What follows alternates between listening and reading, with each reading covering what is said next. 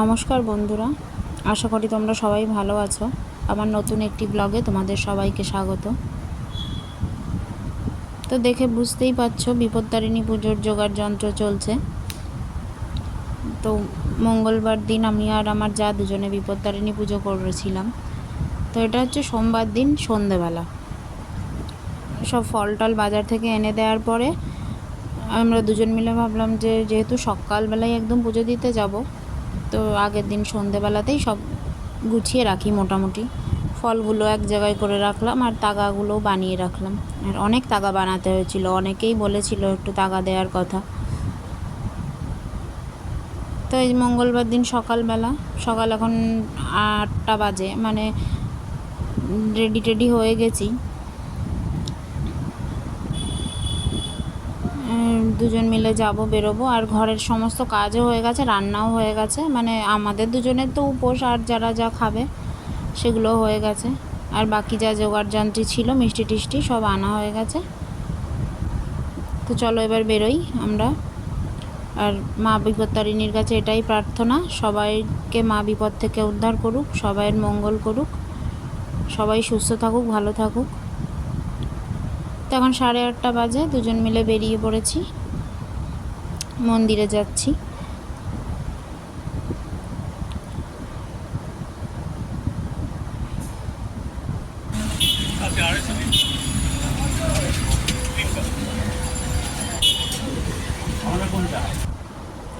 তো এই যে পুজো টুজো দেওয়া হয়ে গেছে, এখন বাড়ির উদ্দেশ্যে। বাড়ি এসে ফ্রেশ হয়ে রেডি হয়ে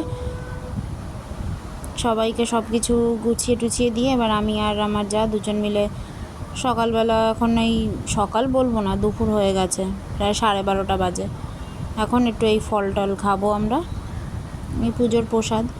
কারণ আজকে তো আর কিছু খাওয়া যাবে না, সারাদিনে এই সময় ফল খাচ্ছি, আর সেই সন্ধ্যের আগে লুচি খেতে হবে।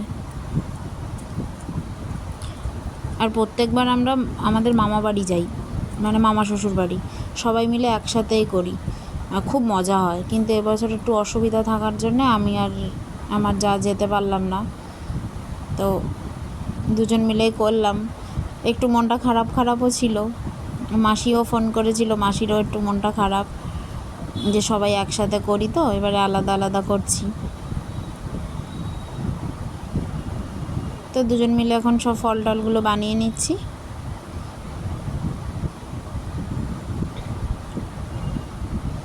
আর বিয়ের পর যবে থেকেই করি সবাই একসাথেই করি, আর এবছরই আলাদা আলাদা করতে হচ্ছে, একটু মনটা খারাপও লাগছে।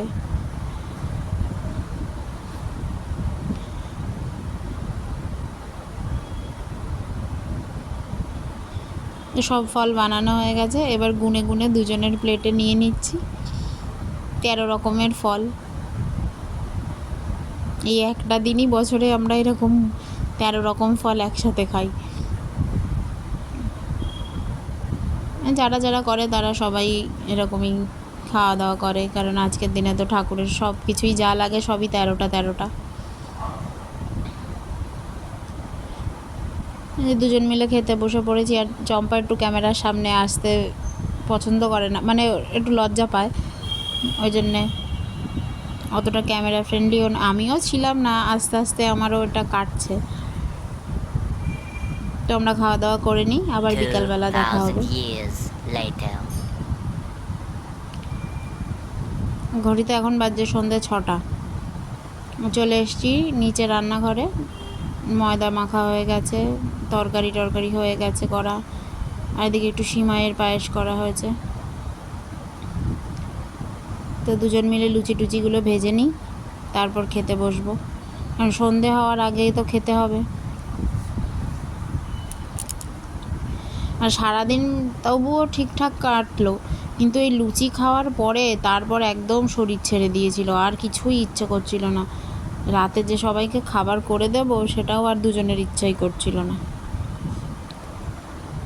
তো এই যে আমরা খাওয়া দাওয়া করে নিই।